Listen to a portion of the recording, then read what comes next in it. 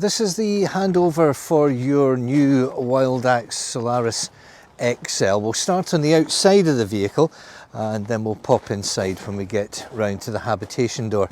So starting on the driver's side of the vehicle, just next to the driver's door, you'll see the LPG point for the refillable underslung gas tank. Carrying on along the side of the vehicle, next is the flue for the boiler, and below there you'll find the freshwater and wastewater drain taps. Freshwater fill point is here and is unlocked with a key that you'll find on the fob.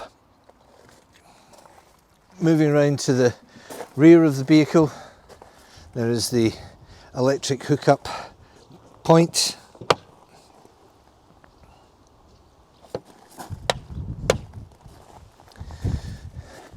And around the rear of the vehicle, underneath the high level brake light, is the reversing camera. And also on the bumpers at the bottom are the reversing sensors. Slung underneath the vehicle is the spare tyre. The spare tyre is released just behind the rear wheel. You can see the point there. There is an adapter on the wheel brace that will stretch through to the back and allow you to drop the spare wheel down. In the rear of the van, you'll find stored the awning handle for winding the awning out, access to the rear toilets cassette. The cassette is released by lifting up the green tab here and pulling the cassette out. There is water in the cassette, but that's purely from the testing of the systems as part of your pre-delivery dispatch.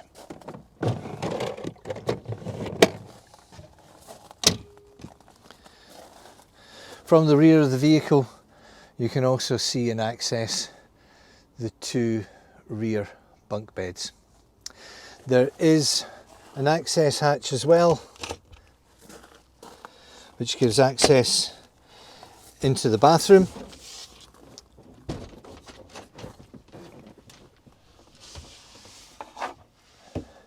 But we'll see that when we're inside the vehicle.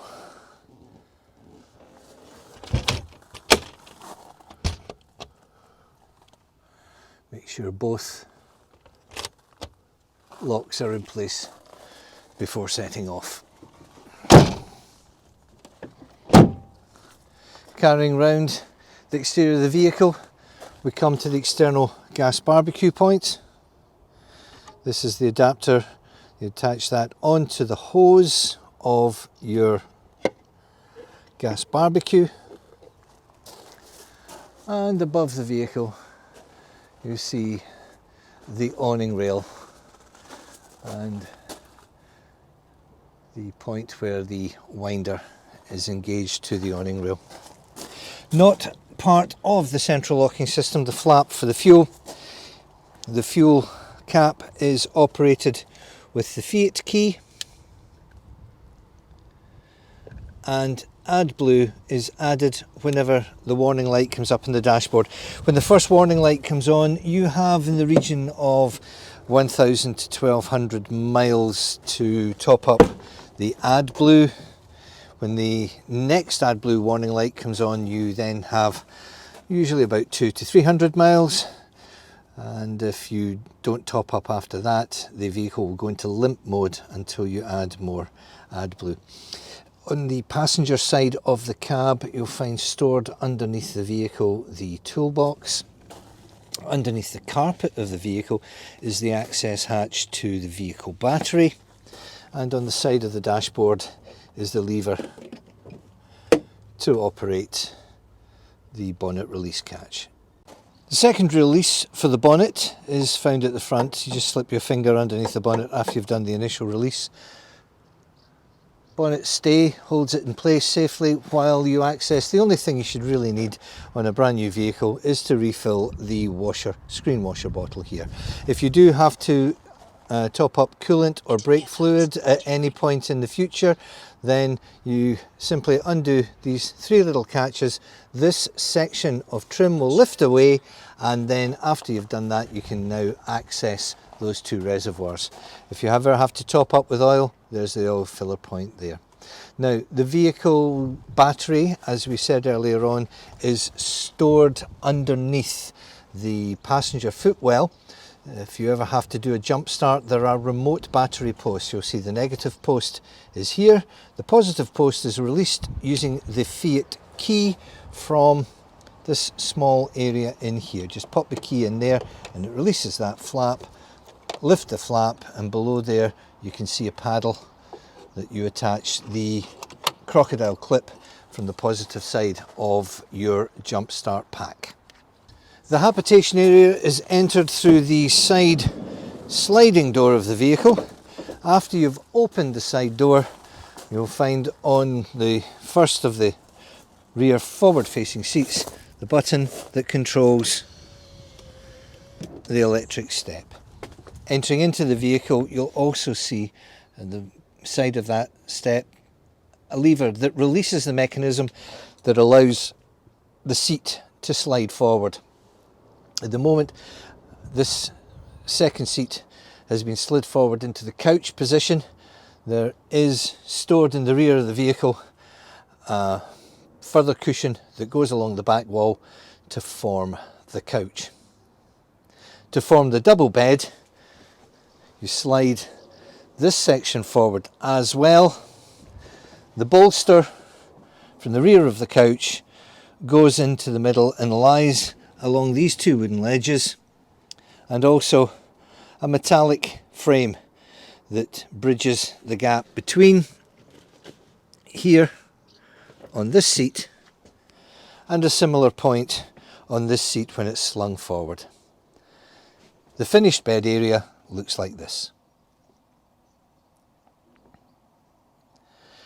The metallic section that supports the bolster is stored, it's wrapped in bubble wrap at the moment, above the bed.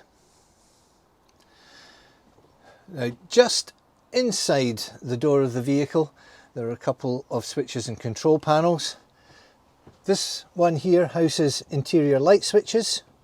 This is the heater tanks. Don't switch this on if there's no water in the tanks, otherwise it can burn out the element.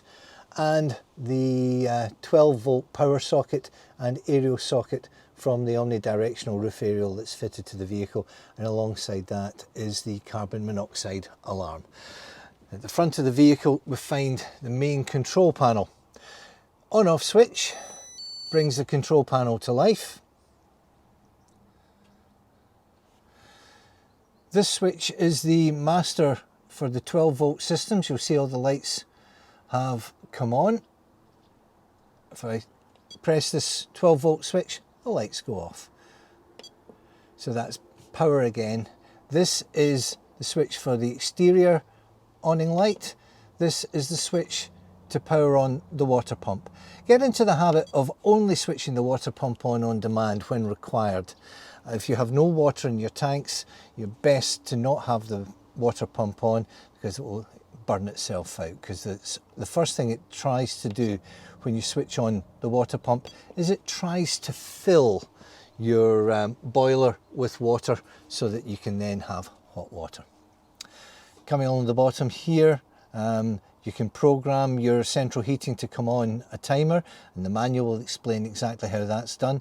There is the button to press to give you indicators of water levels. There is plenty of water in the freshwater tank at the moment for demonstration purposes. Battery life, this is the habitation battery, that's the vehicle battery, and then back up into the top there is a dimmer switch where you can adjust the brightness of the LED screen, and you can also change the colour of it as well. That's all explained in the user manual. After having switched on your main control panel at the front of the vehicle, you can now come to the rear, and in the kitchen area you can switch on your Truma control. Now this controls, a simple press, 1, your central heating, 2, your hot water, your fuel choices and fan speeds. You can also set timers, setting clock and resetting to a factory reset. So let's turn the dial clockwise or anti-clockwise to select a function. Let's select, well, we'll start with fuel. So we'll come to fuel and we're going to run everything on gas. You can also run it on a mixture. You can have gas on its own, mix 1, which is a gas bottle and 1 little lightning bolt that indicates you'll be drawing about 900 watts from whatever electrical system you're plugged into. Mix 2, which is gas and 1800 watts draw. Electric 1, electric on its own, only drawing 900 watts, and electric 2 drawing 1800 watts. We're not plugged into anything at the moment, so we'll just stick with gas. Let's dial back till we have a flashing image of the hab area of the vehicle and press the button to enter. Heating is off, and you can switch it on starting at 5 degrees Celsius and working up to about 30 degrees Celsius. Once you've chosen a desired temperature, press the button to enter and you see a little flame lights up here. In a couple of moments that flame will start to flash, indicating that the heating is fired up okay and it's now working towards getting up to an operating temperature of 16 degrees Celsius. Now it's quite a warm day today, so 16 is probably not warm enough to actually fire up the heating, so we'll crank it all the way to 30. In a couple of moments you'll see the flame starting to flash. There we go, and it will flash until the interior temperature reaches 30 degrees.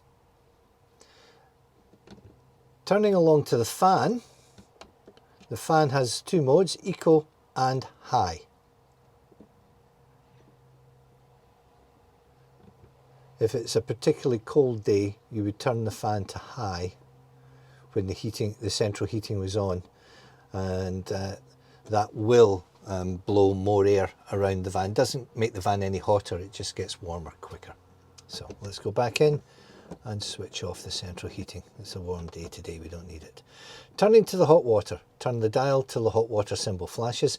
Enter, hot water's currently off, and we can decide if you want hot or eco. Eco is about 40 degrees Celsius, hot is about 65. Boost will get you to 65 quicker, and it does that by taking energy away from the central heating. So if you have your central heating and your hot water on at the same time, if you go to boost, just hit back, takes us back to the operating screen.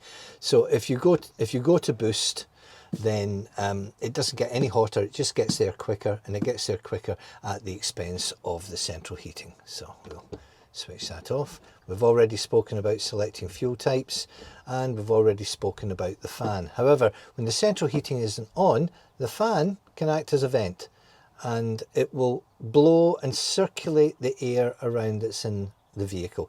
Now, it doesn't, and you have up to 10 speeds. Now, it doesn't chill the air. It is not an air conditioner, but it will move the air around, which does help on warm days. The next function is the timers, start and stop, just the same as your central heating at home. You can set it to come on at a fixed time. If you're out hill walking and you know you're going to be back at 4 o'clock, have the hot water come on at 3:30 and have a nice shower when you get back to the van. And then finally, the settings, where you can go in and you can set the temperature. Do you want it in Celsius or Fahrenheit? And you can adjust the brightness of the screen and the factory reset to take everything back to 0.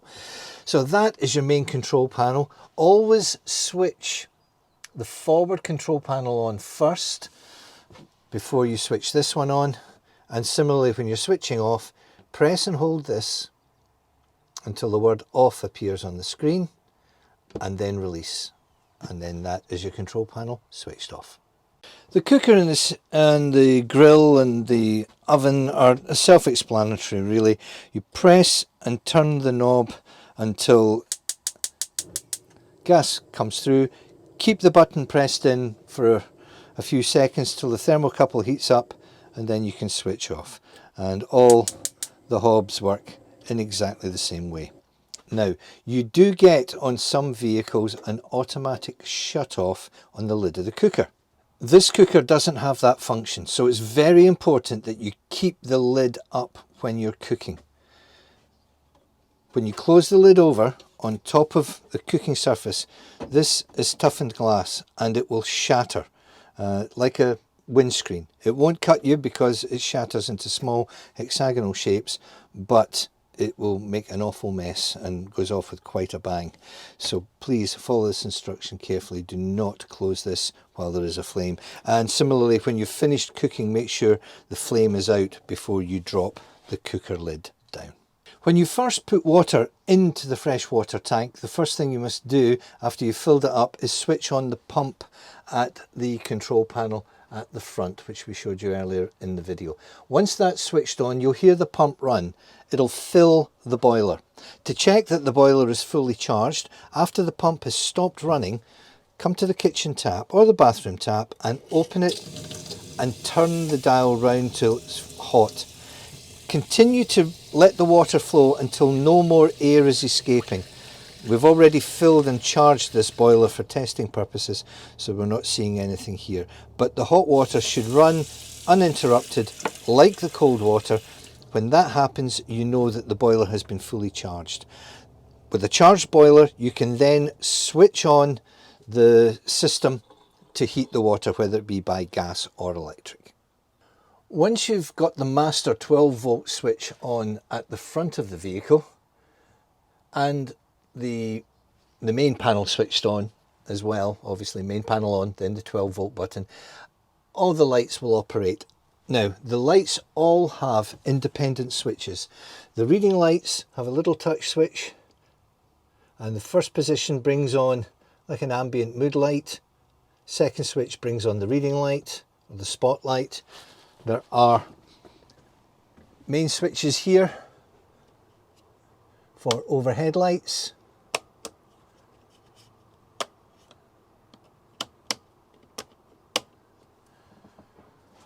And reading lights in the sleeping area as well as overhead lights. And these are found in the lower and upper bunks. In the bathroom area, there is no light switches. The light switches are outside of the bathroom, as you would expect, so that you're not touching things with wet fingers. In fact, it's up here above the door. In the bathroom itself, the toilet has a swivel lid. It turns through 90 degrees, much easier to do with two hands, and then that gives you leg room when you wish to use the toilet. While this is up, let me show you the flush point. So to flush the toilet, you simply press this button. The water is drawn from the freshwater tank and it will clear the bowl. To operate the toilet, first open the slider at the side here. This opens the valve into the cassette below. After you have used the bowl, press the flush button and continue to hold. For as long as you hold the flush button, water will run to rinse the bowl. Release the button, it stops running, and in the background you can hear the water pump coming in to recharge the boiler. And then over here there are some further buttons. This well, not button, they're LED warning lights really. This one indicates that your cassette has been removed, that there's no cassette below you.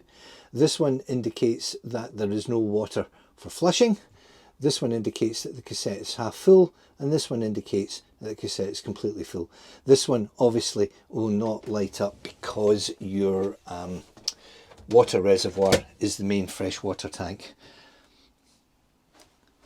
And that is the tap for the shower, and that is the tap for the vanity unit.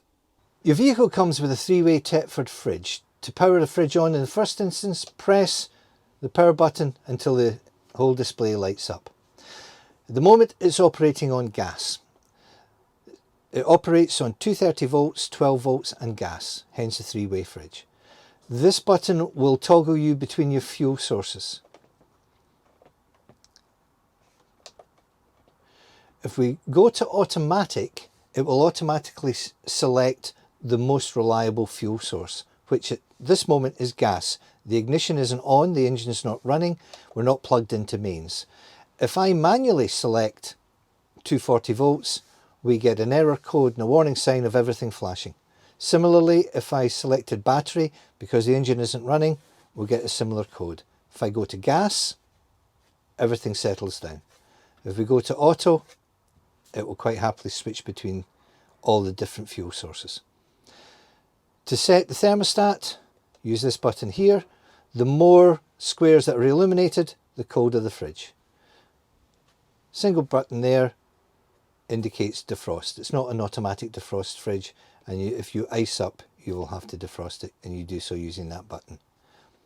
If you do get an error code, screen goes to sleep, but you still get a little blue light there to tell you the fridge is on, so just touch that and it will bring your screen back up. So if you do get an error code here, if I'd selected a fuel source that wasn't available, to cancel the error code you would just press that button there. To switch off, press and hold until the screen goes blank. The boiler of your motorhome is located underneath the right hand side rear passenger seat. Now, you shouldn't have to go anywhere near this boiler in the normal course of operations. However, when the time comes to do a full winter drain down, you'll have to open that valve down there, that little yellow valve. At the moment it's in the closed position, but if you flick it upwards, you can hear the water escaping from the boiler, and that's the boiler draining down. A full winter drain down consists of opening the exterior taps to drain both the grey and the freshwater tanks, opening of this tap to drain the boiler, and once all the water is run out, you switch on the water pump on this control panel and you open up the tap. This will get rid of the last of the water that's in the pipes. Once the last of the water has run out from the tap, switch off the water pump at the front panel, but leave a tap open. This will ensure that your system is not a closed system, and if there is any residual water in the system, it will freeze along a pipe, not causing any damage.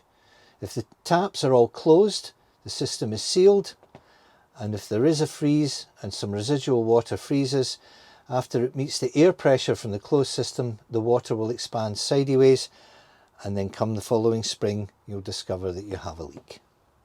Your Solaris is based on the Fiat Ducato. This is the newest version of the Fiat Ducato. It comes with a new sports style steering wheel with steering wheel controls for your media unit. Stocks on the right hand side of the steering wheel are for your wipers and washers. On your left hand side, the stock is for the lights, so it's indicator and dip beam. It's an automatic gearbox, 9-speed, fully automatic, and state-of-the-art media system, all supplied as standard. Instruction manuals for everything to do with the media system were supplied with the vehicle.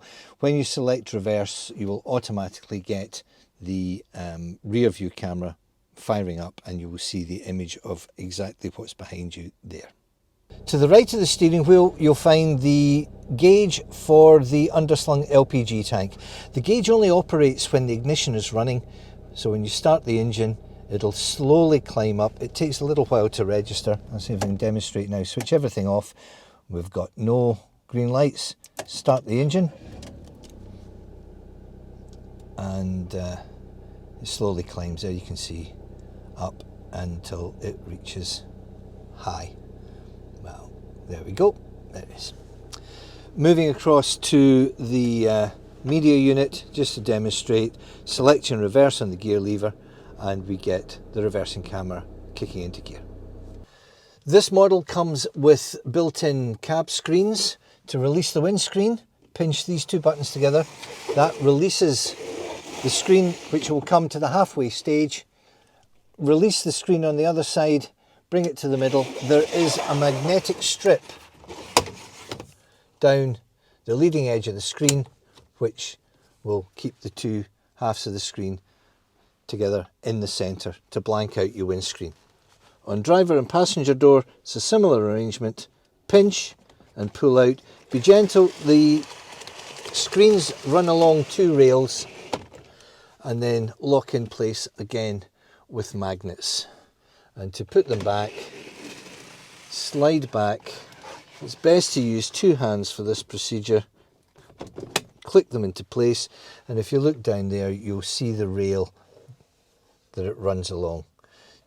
They are fairly robust, but they are made from paper, so treat them carefully and they'll last you a lifetime.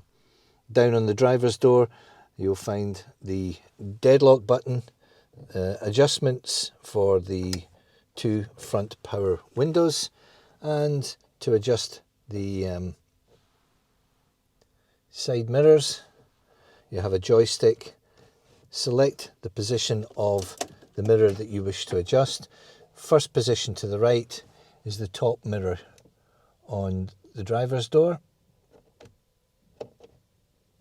and then you use the joystick to adjust the mirror to how you prefer to have it. The second position is for the lower blind spot mirror. Third position for the lower blind spot mirror on the passenger door, then the large mirror on the passenger door, then back to the 0 to off. Going back to its roots on this vehicle, there is a little added bonus on the dashboard that you can lift up that panel there, and by releasing the lever on the side, you release these two clamps into which you can place a tablet or a mobile phone if you're using them as a form of navigation. The only trouble is it slightly obscures